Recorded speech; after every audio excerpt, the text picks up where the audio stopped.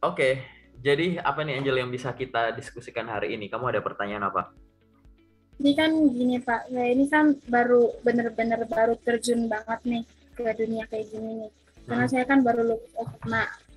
Terus Hmm. pengalaman saya masih dikit banget. Hmm. Cuman kayak paling ikut-ikut organisasi sekolah doang gitu. Hmm. Jadi suka bingung mau tulis apa gitu di CV. Oh, oke. Berarti kamu lulus fresh grade lulusan SMA atau SMK ya? Iya, SMA. Oke, jurusannya Jurusan IPA. IPA. Oke. Ini aku jelasin nih, menarik nih buat kamu atau teman-teman lain yang ada di jurusan sorry di tingkat SMA, MK dan yang lain. Bagi yang memutuskan untuk masuk ke dunia kerja di awal gitu ya Angelia. Ini aku share udah muncul belum layar putih ya, udah muncul ya. Gitu. Udah. Tahap yang pertama itu yang harus kamu lakukan itu adalah definisikan keinginan diri. Artinya apa? Misalkan gini, ini katakanlah kamu ya. Kamu coba iseng aja tulis gitu ya. Nanti pas lagi perasaanmu tenang sambil santai gitu ya. Coba kamu tulis segala bentuk pekerjaan impianmu tuh kayak gimana walaupun kamu belum tahu kerjanya. Oke? Misalkan aku pengen yang WFO, WFH atau hybrid gitu ya. Gitu misalkan. Gitu kan? Jenis kerjanya gitu. Atau aku pengen yang lokasinya di mana? Misalnya Jakarta, sekitar Jakarta aja, Jabodetabek, atau satu Pulau Jawa, atau se-Indonesia nggak salah lokasi gitu ya. Terus kamu pengen kerjaan tuh gaji berapa sih? Antara berapa sampai berapa sih? Gitu. Kita asal-asal aja. Jadi yang kamu pengen tuh tulis-tulis aja dulu, paham ya? Gitu. Terus kamu pengen yang gimana? Hari kerjanya normal, Senin sampai Jumat, pagi sampai sore, atau ada sistem shift mau gitu. Paham ya? Gitu. Terus, kamu pengen kerjanya yang di dalam ruangan, office, atau keliling nih, yang di lapangan. Tahu ya? Gitu. Kamu pengen yang tahan ijazah atau enggak? Kamu pengen yang ada penalti enggak? Kamu pengen yang ada bonus segini gitu enggak? Pokoknya yang kamu pengen-pengen aja lah. Gitu. Panah keluar ini adalah, gitu ya, definisi definisi keinginan diri kamu gitu. Yang kamu pengen dulu. Oke? Nah, setelah kamu mendefinisikan keinginan diri, yang harus kamu lakukan adalah gitu. Coba di list nomor dua. Kalau tadi definisi keinginan diri, nomor dua adalah definisi keinginan perusahaan. Apa maksudnya? Coba ya. Tadi kan yang kamu pengen udah kamu sebut-sebut semua tuh ya, udah ada listnya kan, gitu. Coba kamu tulis katakanlah 5 profesi yang terlintas di pikiranmu, di mana panah keluar tadi itu bisa terpenuhi. Paham nggak? Gitu. Misalkan, aku pengen jadi sekretaris, aku pengen jadi staf admin, aku pengen jadi guru SD, aku pengen jadi apa gitu. Dah, kamu bikin list dulu itu, ya. Terserah, ini aku contohnya 5 gitu. Tapi kalau mau lebih juga bebas gitu. Intinya bayangin pekerjaan apa yang bisa memenuhi keinginanmu tadi dulu. Oke?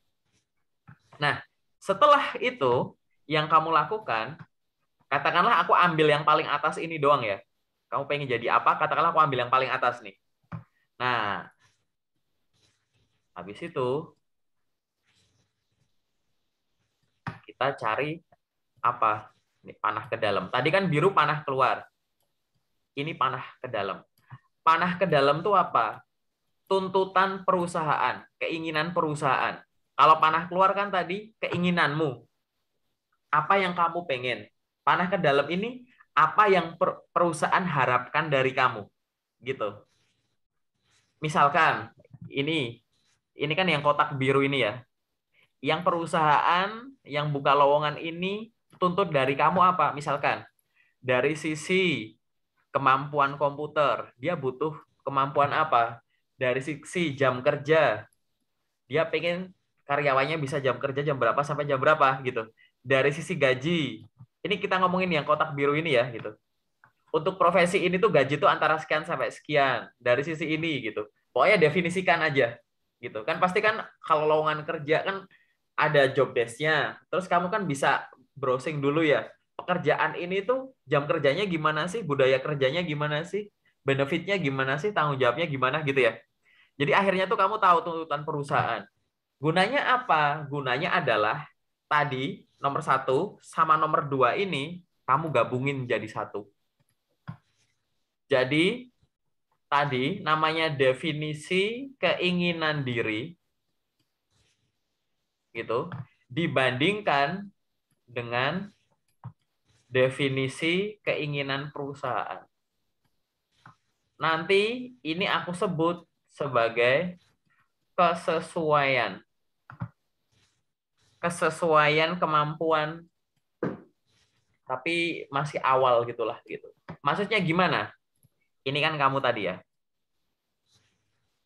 Yang aku pengen tuh kayak gini, Kak. Aku pengen yang gaji gini, lokasi kerjanya gini, benefitnya gini, jam kerjanya gini, kalau ada lembur dihitung, aku nggak mau yang tahan-tahan ijazah, aku pengen yang kerjanya full time, aku pengen internship juga nggak apa-apa deh, aku pengen sesuai jurusan, enggak juga nggak apa-apa gitu. Udah kamu definisikan, ditambah dengan tadi, tuntutan perusahaan. Ada panah keluar, berarti ada panah ke dalam. Gitu ya. Pasti nanti akan ada panah-panah ke dalam. Gitu. Nah, dari panah-panah ini maksudnya kesesuaian itu yang kamu pengen dari perusahaan sama yang perusahaan tuntut inginkan itu udah ada di kamu atau belum intinya gitu. Contoh, nanti kamu akan menemukan 3 fenomena di sini. Fenomena apa itu? Fenomena pertama ini ada panah yang bertemu. Artinya yang kamu pengen itu di dunia kerja tuh ada emang. Misalkan kamu pengen gaji antara 5 sampai 6 juta misal untuk posisi A gitu ya. Nah, setelah kamu riset ternyata memang di industri itu ya gajinya segitu. Paham nggak? Jadi ini kesesuaian yang kamu pengen dengan yang gini. Atau nomor ini dari sisi lokasi.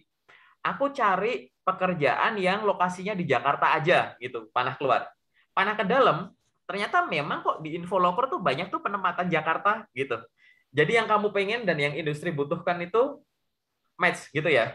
Ini fenomena nomor satu. Oke? Nanti akan ada fenomena contoh nomor dua. Misalkan ini. Ada panah keluar, nggak ada panah masuknya. Paham ya? Gitu. Jadi yang kamu pengen, kok nggak ada sih di industri? Kok nggak ada sih perusahaan yang sesuai dengan yang aku pengen ini? Paham nggak? Kan nggak ada pasangannya. Gitu. Nah, kalau kamu nemu nomor dua kayak begini, ada 2 hal yang bisa kamu lakukan. Pertama, coba evaluasi lagi yang kamu pengen. Barangkali tidak masuk akal. Paham nggak? Gitu. Aku pengen kerjanya tuh yang kayak begini, tapi ternyata nggak ada ya yang kayak gitu ya. Aku cari tahu ya, gitu. Wah, jangan-jangan aku salah yang aku pengen ini, gitu. Jadi ada yang kita pengen nggak bisa dijawab sama perusahaan, oke? Ada mungkin kemungkinan kedua adalah mungkin ada, tapi kamu belum menemukan infonya, oke? Jadi kalau yang nomor satu tadi coba dievaluasi, tapi kalau ini realistis kok gitu. Nah kalau mungkin ada, kemungkinan kedua adalah mungkin ada, tapi belum ketemu pasangannya. Yang harus dilakukan apa? Nanya, nanya sama orang yang udah kerja, nanya orang sama orang yang udah tahu, yang bimbing kamu, guru-guru kamu, orang sekitar kamu, nanya sama aku boleh. Kamu punya coach siapa juga boleh, gitu ya. Biar tuh bisa kita temuin tuh pasangannya di mana, oke? Nah, ada fenomena yang ketiga, yaitu apa? Ya paling gampang inilah misalnya, gitu ya. Ada panah masuk, nggak ada panah keluar. Perusahaan pengen kamu itu punya kemampuan ini, misalkan. Tapi kamu belum punya, makanya kamu nggak ada panah keluar, paham nggak? Gitu. Jadi panah ke dalam, nggak ada panah keluar tuh artinya industri, perusahaan, jabatan gitu ya, menuntut kamu bisa itu, tapi kamu belum bisa. Oke? Nah, yang harus dilakukan di nomor 3 adalah belajar. Jadi sambil kamu sibuk mencari pekerjaan yang sesuai, kamu juga harus meluangkan waktu untuk mengembangkan diri. Misal, aku pengen jadi tadi ya, aku pengen jadi staf admin suatu perusahaan, gitu kan? admin apa ya, admin sales misalkan. Oh, admin sales itu cari tahu job desk-nya apa di internet. Oh begini, oh iya aku pengen sih kerjaan yang begini, coba gajinya gimana, sekitar segini ya aku mau gitu. Habis itu lihat kualifikasinya. Orang yang boleh kerja di situ harus punya kemampuan apa gitu ya. Nah pasti akan ada yang poin nomor 3 ini. Oh dia tuh minta aku bisa gini ya, aku belum bisa sih, pelajari gitu. Oke? Jadi ini yang harus dilakukan pertama kali. Ini tidak hanya berlaku bagi lulusan SMA SMK. Lulusan S1, S2, S3 nyari kerja begini harusnya. Jadi biar nggak cuma ngalir aja. Jadi di awal tadi definisikan kamu sebenarnya pengennya apa, ya, ya kan? Yang kedua, yang kamu pengen itu kemungkinan tuh ada di profesi apa aja. Nah, profesi-profesi itu nuntut kamu kayak gimana? Nuntut kamu bisa apa? Oh, yang ini aku bisa, udah sesuai. Ini sesuai, tapi aku masih belum jago. Oke, aku pelajari. Oh, ini aku malah nggak bisa. Aku nggak tahu ini apa. Oh, aku harus pelajari gitu. Paham ya? Kesesuaian inilah yang akhirnya harus kamu temukan dulu, ya kan? Nah, kalau habis kamu mendefinisikan ini, yang harus kamu lakukan selanjutnya adalah coba buat perencanaan waktu yang baik. Maksudnya gini, Angel. Kamu punya waktu 24 jam gitu ya. Terus coba deh kamu bikin jadwal sendiri. Berapa jam tidurmu? Ini jam tidur, misalkan gitu ya. Terus habis itu jam kamu tinggal sama orang tua, misalkan bantu-bantu orang tua. Ini sekian jam gitu. Terus kamu sekarang masih apa misalkan buat urusan pribadi, mandi, makan, bla bla bla bla. Terus kamu ada me time tuh jalan-jalan sama temen. Terus kamu mungkin sekarang lagi sibuk apa lagi gitu-gitu ya. Sampai nanti ketemu waktu nih yang pasti warna biru. Jadi waktumu yang sebenarnya potensial, waktu potensial produktif gitu. Jadi akan ada waktu di mana di sini tuh bisa kamu gunakan untuk melakukan hal-hal yang produktif. Itu kira-kira sehari itu berapa jam? Oke, temukan dulu ini. Walaupun waktunya itu nyebar sih, pagi ada sejam, siang 2 jam, sore 3 jam, malam setengah jam, nggak masalah. Cuma iseng aja. Kamu ingat jangan cuma di simulasi di otak ya, sambil kamu gambar atau tulis gitu ya. Aku tuh tidur sekian jam, bikin planning aja dulu. Walaupun nanti meleset-meleset nggak masalah, yang penting ada planningnya. Nanti kalau sudah ketemu waktumu ini, silahkan dibagi jadi 2. Kamu potong waktumu ini jadi 2. Terserah, mau 50-50, 50%, 50%, mau 30-70, mau apa-apa terserah gitu ya. Yang penting apa? Satu porsi kamu gunakan fokus untuk ngelamar kerja. Oke? Satu porsi kamu gunakan untuk pengembangan diri. Belajar yang kamu belum tahu dan belum bisa, perkuat yang kamu sudah bisa tapi belum sempurna gitu ya. Dan kembangkan lagi yang kamu sudah hebat di dalamnya gitu. Oh, ternyata sehari itu aku ada waktu kosong tuh cuma 4 jam. Pagi sejam, siang sejam, sore sejam, malam sejam. Ya udah, 4 jam aku bagi 2 gimana ya? 50-50 apa gimana? Pagi siang buat ngelamar kerja, sore malam buat belajar. Sore buat belajar software ini, malam buat baca buku, misal. Sore buat belajar ini, malam buat ikut webinar. Terserah. Itu kalau 4 jam. Ya, yang penting definisikan dulu, tulis di kertas, walaupun meleset nggak masalah. Oke? Tadi kamu udah tahu apa yang kamu pengen, perusahaan butuh apa. Ya kan? Di sini kamu tahu, kamu punya waktu ini. Oke ya, definisikan dulu. Nah, setelah kamu punya perencanaan waktu ini, yang harus kamu lakukan adalah, ini aku anggap, ini kan katakanlah 24 jam kamu, yang tadi ada waktu produktifnya sekian jam ini ya, Angela ya, ini ya. Ini yang udah kamu bagi jadi 2 tadi ya. Terserah nanti baginya gimana, oke? Nah, yang harus kamu lakukan sekarang adalah coba buat keteraturan selama seminggu aja dulu. Senin, Selasa, Rabu, Kamis, Jumat, Sabtu, Minggu, Senin lagi. Jadi kamu di sini seolah-olah tuh bikin lingkaran-lingkaran ini. Coba rutin aja dulu terapin seminggu. Paham nggak? Gitu. gitu ya. Coba terapin dulu seminggu gitu. Ini waktu-waktumu ini. Sekian jam belajar, sekian jam nyari kerja tuh rutin aja dulu seminggu. Nanti di hari Senin ini evaluasi. Oke? Gitu. Apa yang harus dievaluasi? Contoh yang harus dievaluasi itu kayak gini. Ini nanti di sini ada sumbu lagi. Aku bikin sumbu-sumbu terus ya, gitu. Gitu. Aku zoom out aja deh dikit. Nah, bentar. Aku hapus. Ini ya evaluasinya. Sorry, ini evaluasinya panahnya biar nggak terlalu ini jadwal evaluasi di sini ya, gitu. Ini namanya sumbu ketepatan belajar. Ini sumbu ketepatan belajar. Ini hari, ini durasi. Nanti kan kamu udah ada tuh. Basicnya tuh rencana awalku adalah waktu produktifku tuh 6 jam. 4 jam buat ngelamar kerja, 2 jam buat belajar. Misalkan gini. Ini rencana awalmu, misalkan gitu ya. Gitu. Oke? Nah, ini rencana awal. Nah, ini eksekusinya. Gitu. Di hari Senin, kamu berapa jam? Sesuai nggak? Bisa 2 jam nggak yang buat belajar? Oh, aku malah 3 jam. Gitu. Di sini. Gitu kan? Oh, di sini aku bisa 2 jam, 2 jam. Di sini aku sejam. Sini aku setengah jam. Aku diajak keluar. Di sini aku nggak sama sekali ada kegiatan. Di sini 2 jam gitu.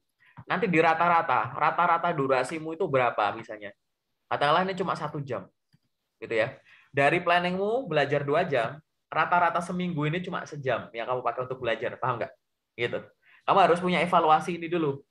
Biar kita ngomongnya tuh realistis. Kenapa aku ngomongnya kayak begini? Orang jangan cuma membayangkan, aku pengen jadi ini, aku pengen jadi ini. Ini adalah guide untuk membayangkan caranya. Oke? Jadi tidak hanya membayangkan pengennya apa, tidak membayangkan halnya, tapi caranya. Ya, ini evaluasi dari jam untuk belajar. Nanti ini ada sumbu lagi. Evaluasi ini belajar, ini untuk lamar kerja.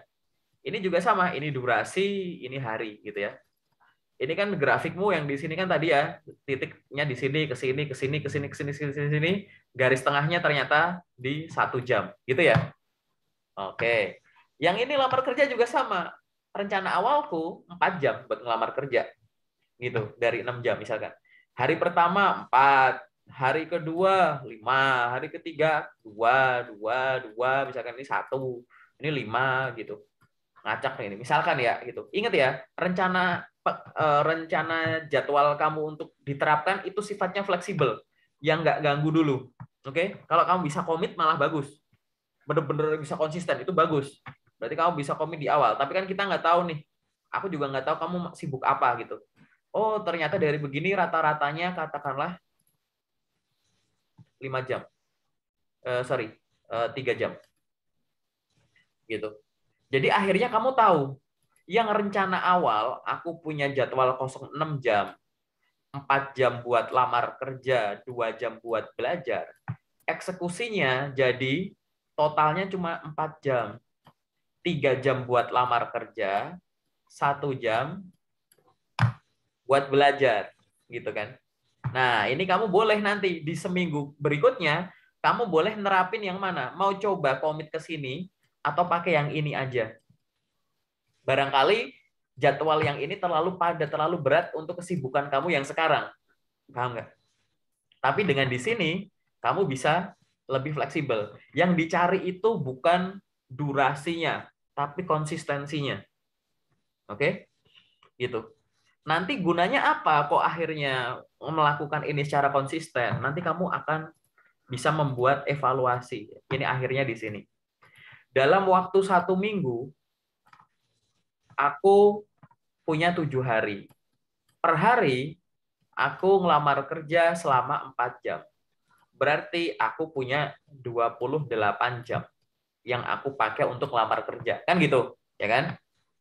Nah, aku ngirim lamaran berapa? Dihitung per hari. Yang tadi itu coba dihitung. Kamu bisa ngirim lamaran berapa per hari? Nah, itu. Per hari aku bisa katakanlah 10 lamaran. Seminggu berarti 7 kali 10.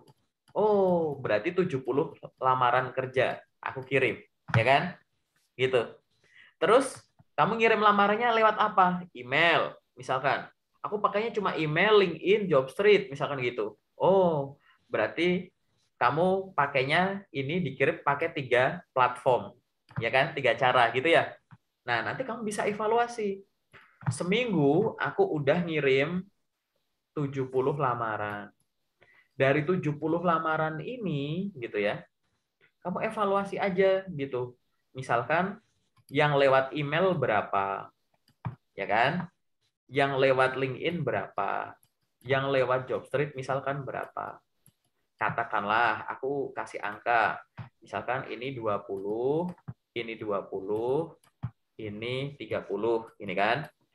Nah, dari yang udah kamu lamar ini, berapa yang udah ada pengumuman lolos ke tahap selanjutnya? Berapa yang berhenti? Merah. Berapa yang belum ada kabar? Gitu. Oh, ternyata dari LinkedIn 30, yang lolos ke tahap selanjutnya tuh 5. Yang udah ada pengumuman nggak lolos, 15. Gitu, belum bisa lanjut. Yang nggak ada kabar, 10. Gitu ya. Oh, ya sudah. Apa yang harus kamu lakukan untuk nomor 1? Belajar. Yang hijau ini, aku mau belajar, besok mau tes ini, dan lain-lain gitu. Apa yang merah? Balas chatnya, misalkan terima kasih atas informasi yang diberikan, semoga kita bisa kerjasama di kesempatan selanjutnya. Coba evaluasi, kenapa ya kok aku nggak lolos? Apa secara administrasi nggak lolos, dokumenku kurang, atau kualifikasiku masih nggak sesuai? Mana ya yang aku belum bisa gitu ya? Apa ada yang kurang ya di CV-ku gitu? Yang merah kamu evaluasi. Yang kuning nih, ini kok nggak ada kabar ya? Gimana ya? Nah, yang harus dilakukan di sini apa? Follow up. Kamu chat HR-nya yang ada di LinkedIn misalkan gitu. Ya, kamu kirim email lagi misalkan. Kasih judul permohonan informasi. Selamat siang Ibu, perkenalkan nama saya Angel yang pada tanggal sekian mengirimkan lamaran kerja di PT ini untuk posisi ini. Mohon informasi Ibu, apakah dokumen saya sudah diterima dengan baik dan kualifikasi saya sesuai dengan yang dibutuhkan perusahaan? Atas informasi yang diberikan, saya ucapkan terima kasih. Kirim aja gitu, paham nggak? Gitu. Kamu follow up lagi, gitu kan? Nanti akhirnya apa? Jelas. Oh, ternyata setelah aku chat, ternyata ini lolos sih. Yang lolos ada 5. Bukannya aku nggak lolos, cuman lagi masih on progress aja. Aku harus nunggu lebih lama gitu.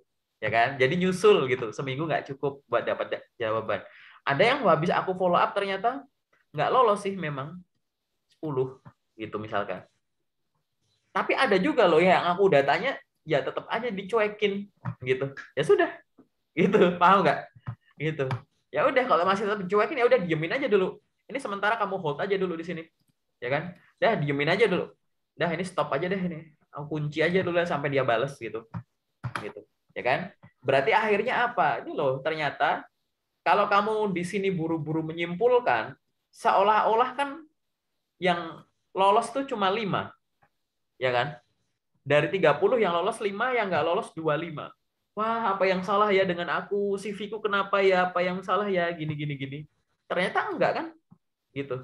Ternyata setelah dicek, ya, yang lolos data-data aslinya kan begini. Ya nggak sih? Gitu. Ya kan? Gitu. Oh, ternyata yang hijau tuh ada 10. Gitu. Gitu kan? Nah, ini kamu perlakukan yang lain juga, yang lewat email. Coba hijaunya berapa? Yang lewat JavaScript hijaunya berapa? Ini merahnya berapa? Gitu. Gitu, ya. Terus yang kuningnya berapa gitu. Ini gunanya buat apa? Buat yang tadi di awal pertama. Panah keluar dan panah masuk gitu loh. Mana yang saya sudah punya dan itu merupakan nilai positif. Perusahaan tertarik dengan kemampuan itu. Mana yang saya sudah punya tapi masih harus ditingkatkan. Mana yang saya belum punya sambil aku pelajarin, kalau aku belajar sendiri kok susah ya gitu. Aku baca susah ya, coba aku nonton konten, aku nonton video ini itu. Kok masih susah ya? Coba aku ikut webinar, coba aku ikut bootcamp, coba aku gitu-gitu, ya kan? Gitu. Akhirnya nanti apa? Ya inilah ya yang nanti akhirnya bisa nyimpulin. Kamu sejauh ini tuh nggak lolos, belum ada banyak panggilan, itu gara-gara apa? Tapi kalau ada ya, kamu atau siapapun juga kandidat yang merasa aku nggak dipanggil karena menurutku pengalamanku baru sedikit. No. Aku nggak lolos karena aku tuh nggak pintar kali ya, aku bodoh kali ya. No. Setiap orang itu pintar, setiap orang tuh punya keahliannya masing-masing. Gitu. Paling kamu belum bisa menemukan saja masalahnya di mana. Barangkali, misal, kamu kemampuannya sudah bagus, tapi bikin CV-nya belum bagus. Jadi informasi yang penting belum tertulis dengan baik di CV, ya kan? Atau mungkin informasinya udah ditulis di CV dengan baik. Kamu kirim lamaran lewat email, mungkin cara mengirim email masih salah, ya kan? Gitu. Ada data yang nggak lengkap. Atau lewat LinkedIn, aku ngirim lewat LinkedIn, aku tahu kok caranya. Ya barangkali cuma tahu caranya, tapi profil LinkedIn-mu belum lengkap, ya kan? Nggak ada aktivitas di dalamnya, gitu-gitu. Kok jumlah koneksinya cuma sedikit. Aku belum berani ngechat HR-nya langsung, gitu-gitu. Jadi masih banyak yang harus dioptimalkan, gitu ya. Karena apa? Kita ke kesimpulan, yang namanya pekerjaan itu, ya, pekerjaan itu akan datang kemungkinan pakai dua cara. Pertama, pakai cara melamar. Melamar, kamu aktif melamar, gitu ya. Oke? Yang kedua, mungkin datang dengan cara ditawarin. Ya nggak? Gitu. Tiba-tiba nge-DM kamu, tiba-tiba kirim pesan ke kamu gitu. Nah, namanya melamar ini, ya, dia kan artinya apa? CV-mu ini kan kamu lempar kemana-mana. Jadi CV itu harus dibuat dengan baik, gitu ya. Membuat CV, kamu punya CV. CV ini kamu lempar di platform A, B, C, gitu. Kamu harus pastikan cara ngelamar ini udah benar. Apa namanya, bikin CV-nya ini yang dilempar ke sini udah benar. Ditawari juga sama. Ditawari ini kan berarti kan perusahaan tahu kamu itu siapa, ya nggak sih? Gitu. Gimana ya aku bisa ditawari lewat LinkedIn? Ya caranya tadi, koneksiku banyak, aku coba bikin postingan, aku nanya.